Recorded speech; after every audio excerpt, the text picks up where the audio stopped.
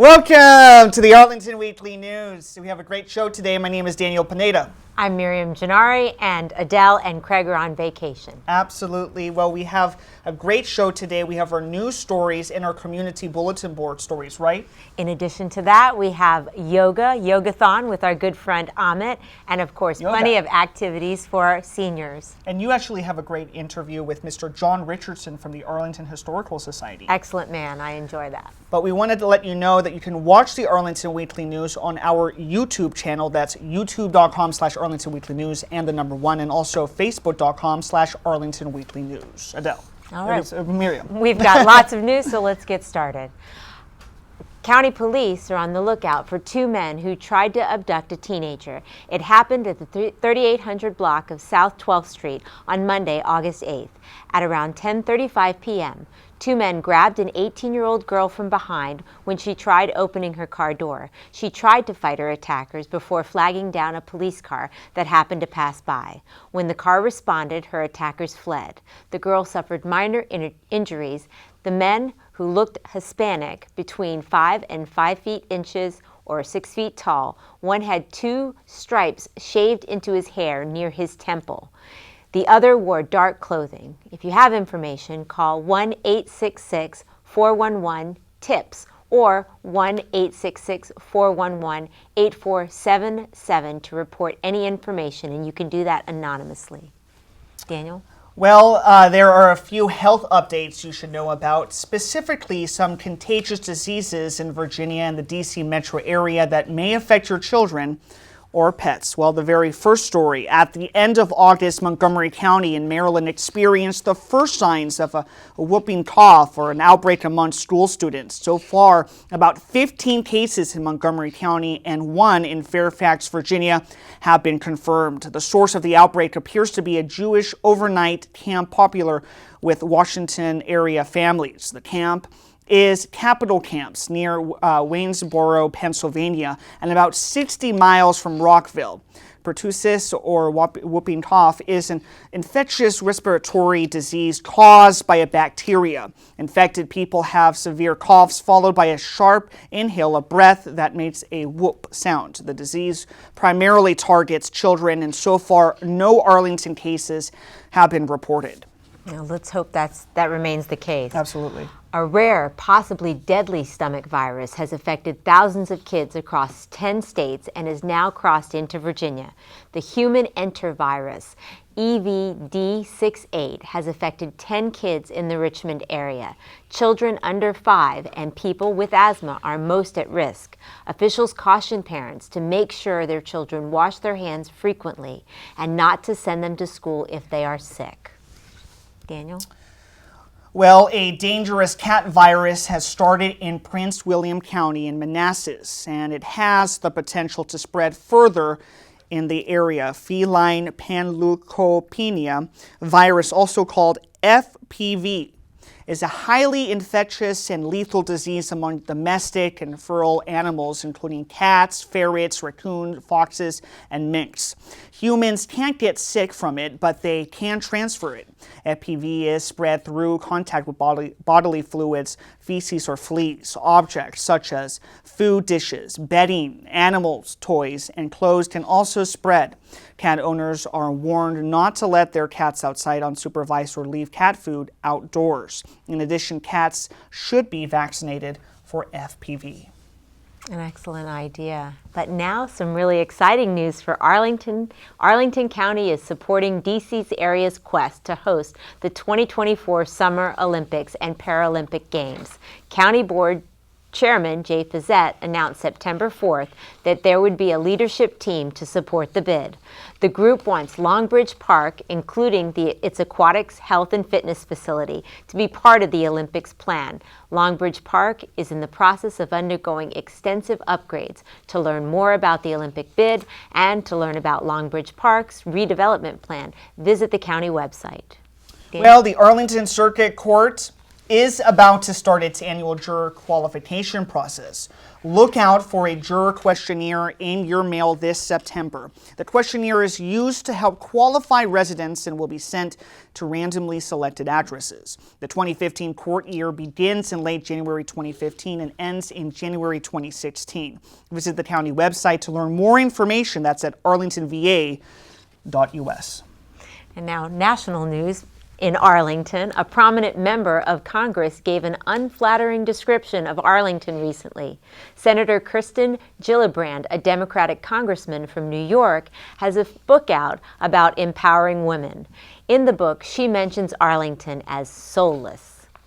The senator moved from New York to Arlington when she was first elected to the House of Representatives. She later moved to D.C. Gillibrand's book, called Off the Sidelines, came out on Tuesday, September 9th.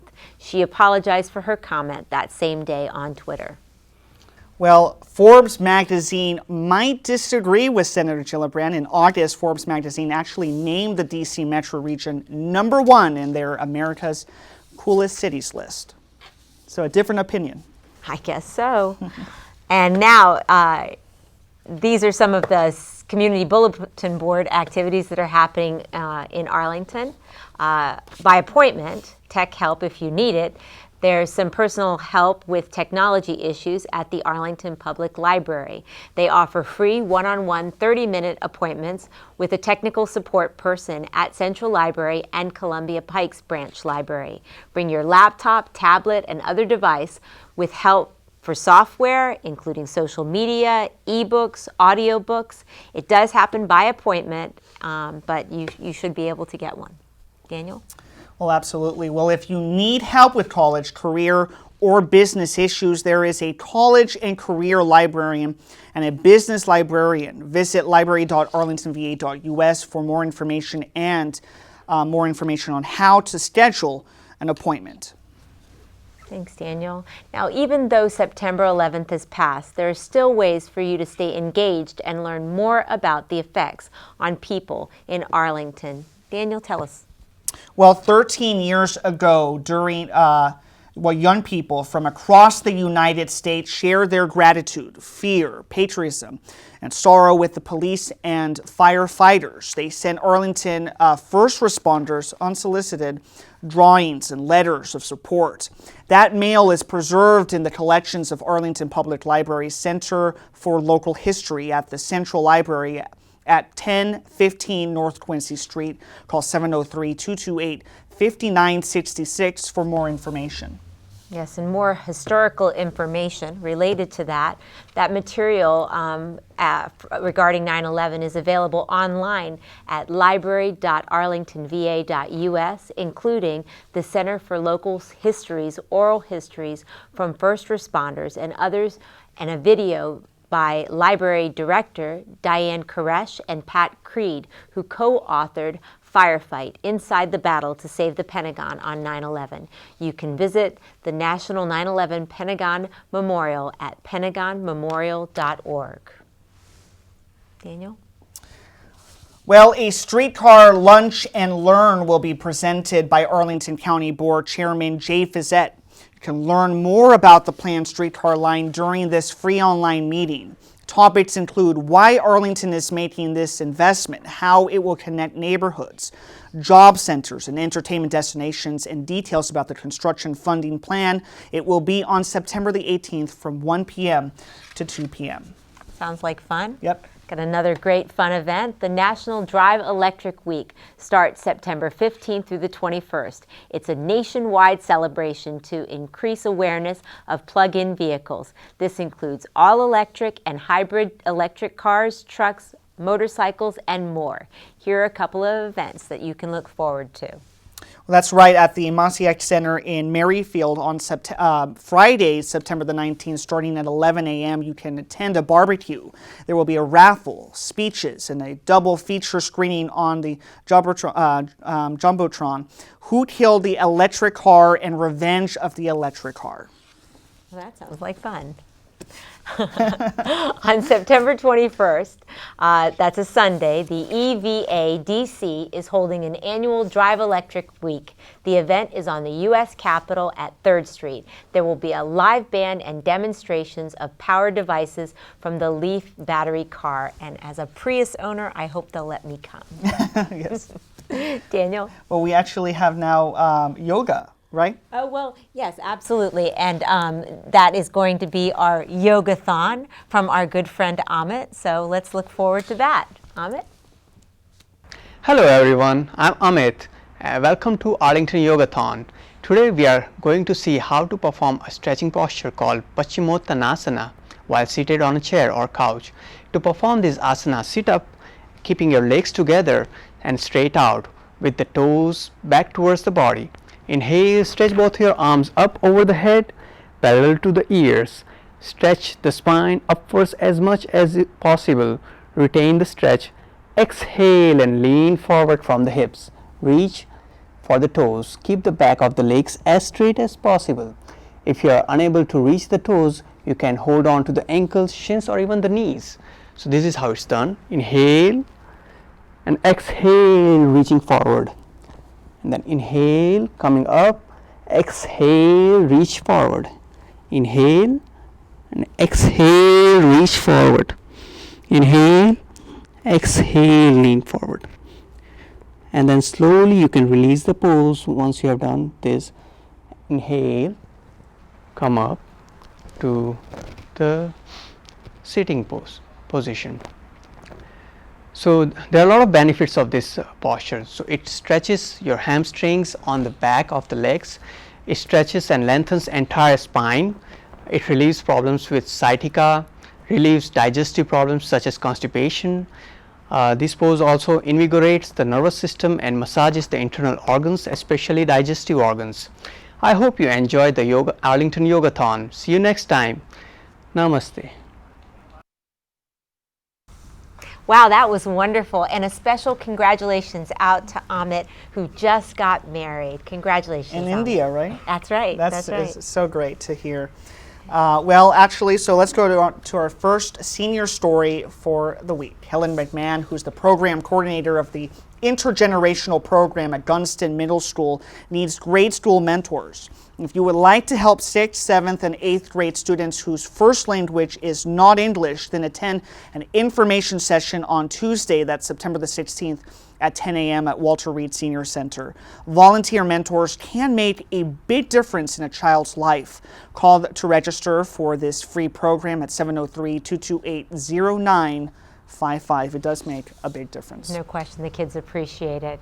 Woody Hare, a high-performance driving instructor for several car clubs, will discuss computerized safety features in today's cars. Tuesday, September 16th at 6:30 p.m. at the Walter Reed Senior Center. He will demonstrate crash avoidance actions and discuss cars' many computerized safety features and components. Call Walter Reed to register for this free program at 703-228-0955. High tech. High tech, yes. Well, when it comes to emergency preparedness, the folks at Arlington County's Office of Emergency Management know what to do. They will share guidelines and other information on Monday, September the 22nd from 1 p.m. to 3 p.m. at the Lee Senior Center. This is a free program. Call Lee Senior Center to register. That's at 703-228-0555. All right, and now more fun at the Lee Center. They're presenting a free talent showcase on Friday, September 19th from 1 p.m. to 3 p.m. The show will feature Lee line dancers, the Sultanas belly dancers, the Cameo Jewels, and music by Just Playing Country musicians. Call the Lee Center at 703-228-0555 for more information. Belly dancing, right? It seems like fun. Sounds like something to watch. Well, senior adult specialist Nancy Connors will discuss the best ways to interact with a person with dementia. This is a free event and is on Friday, that's September the 19th at 1:30 p.m. at the Aurora Hill Senior Center. Give them a call to register. That's at 703-228-5722. Thanks, Daniel. The Northern Virginia Senior Olympics are playing throughout Northern Virginia.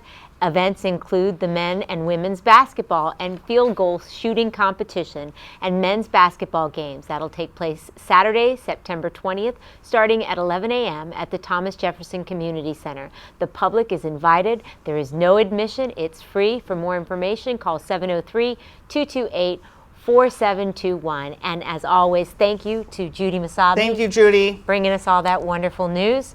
And you have a great interview today with John Richardson from the Arlington Historical Society. Not only does Arlington have a soul, but it has deep history.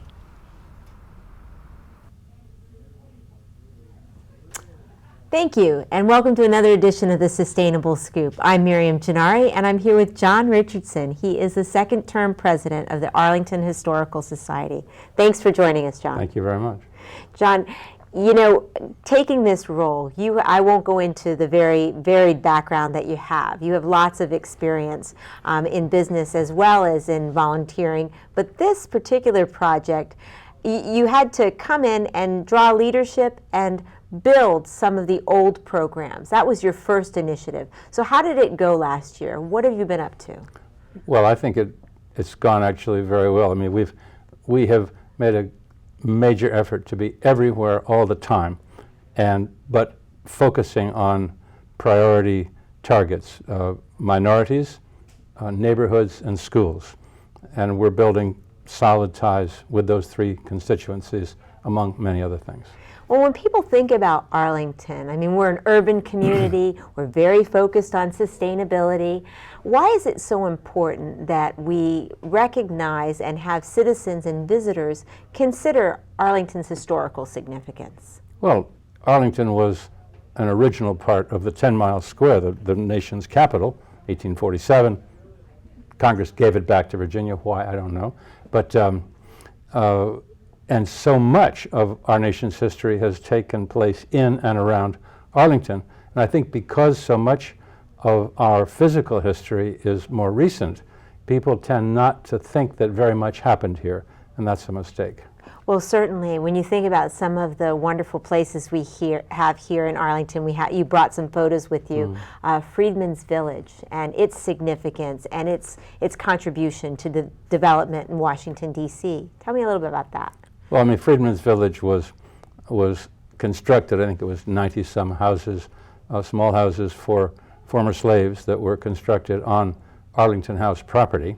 Of course, Robert E. Lee didn't get, after 1861, he walked away, never came back to Arlington House. But Arlington Village, Freedman's Village rather, was a tremendously important way for newly freed Black Americans to have a home and to become part of the immediate environment. Indeed, a rich and vibrant African American community thrived there in Arlington. Also, there are some other houses and former schools. The Hume School, which is your primary location where you operate the Historical Society. We have another photo, I believe, of Arlington House. Tell us about that. Well, Arlington House, of course, is the Lee Mansion. Okay. And so and we don't own that. We own the Hume School, but and we maintain it.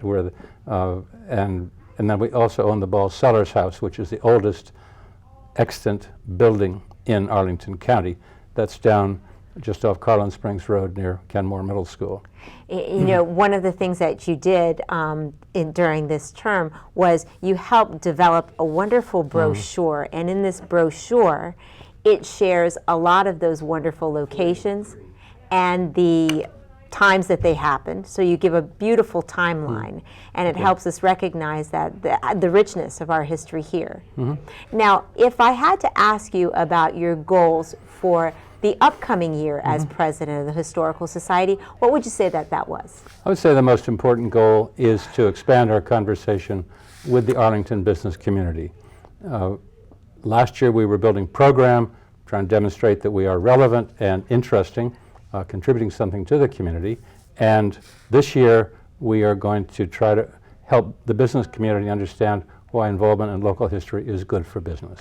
Absolutely. I mean, why wouldn't you want to know how close your office or your business is, and in proximity to like Arlington Cemetery or the Pentagon, right? This is all True. very important. Yeah, it's, right? it's the fourth smallest county, I think, in the state, if not in the country, 26 square miles, not very big. Now, not very big, but a huge population. Why is it important for citizens to not only volunteer at the Historical Society, but become members?